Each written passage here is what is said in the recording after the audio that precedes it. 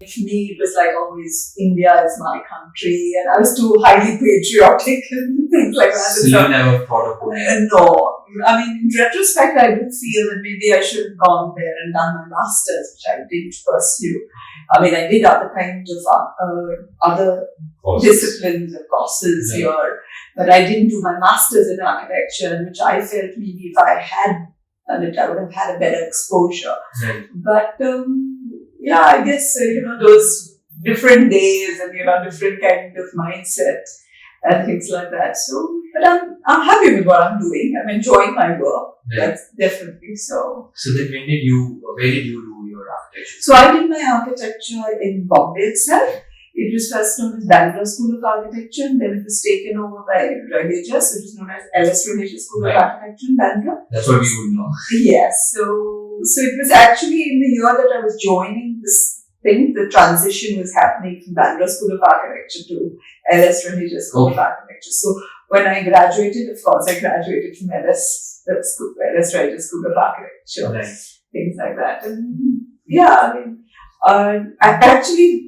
Jamshid wasn't an influence in me joining architecture, which is, everybody thinks like that because we were seeing each other before that.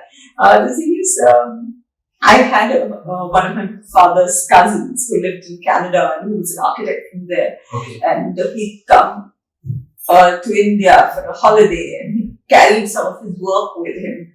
And I was like really amazed by the kind of work, to see models and things like that. It was something that, really, and that's when I decided, maybe this is something I'd like to do. Mm-hmm. And I applied to various schools, and it was not like earlier, we didn't have everything available on mail or things like that. Right. So we had to run the whole mile of going from one college to another, getting the forms, filling them, appearing for exams there. So it was like, it was quite tedious. It's much more simpler now. It was quite tedious then, but I guess it was all part of the same. Right. So today, I guess, doing all that really makes you realize that you can do anything. You're not limited. Right. You're not limited in doing what you want to do if you put your mind to it. Right. So I think that was one thing I really learned from, pursuing my architecture and things like that. So what happened after that? So once you got done with architecture? So when I got done with architecture, for some time, I wasn't part of this firm. Okay. I was working with them. Initially, when I just graduated from architecture, it was in the last semester.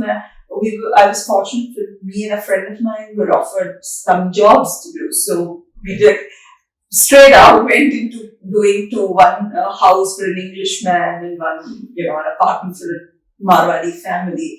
And we were quite raw, obviously, because what you learn academically and what you actually do is totally different. Right. But somehow we managed to hit it off, and we managed to not, screw up and screw up at the expense of the clients. Yeah. The client was very happy with what we'd done. And both of them, it was like kind of funny that, we're just finishing architecture and we both, got good money. Yeah. It was something which was very interesting. First experience. But, what do you call it? It was, and then I joined a firm. I did, of course, train. I did train under Brinda Samaya and Kalappa for some time. And then I joined another firm as a junior architect. But I guess what happened is he liked the way I worked and the style, so he immediately offered me a partnership. Wow. And it was a very short period, but I got to be an associate really fast. Right. So with that, and I continued working there until once my father-in-law said, "Okay, don't you think it's high time you worked in the house, in the home business than working for someone else?" Right. And initially, it was a little difficult for me to accept that. It's different, because you're having your life of your own in terms of architecture. No, we never shared what happened in that office or what was happening. It was never, we wouldn't step that line, step across that line.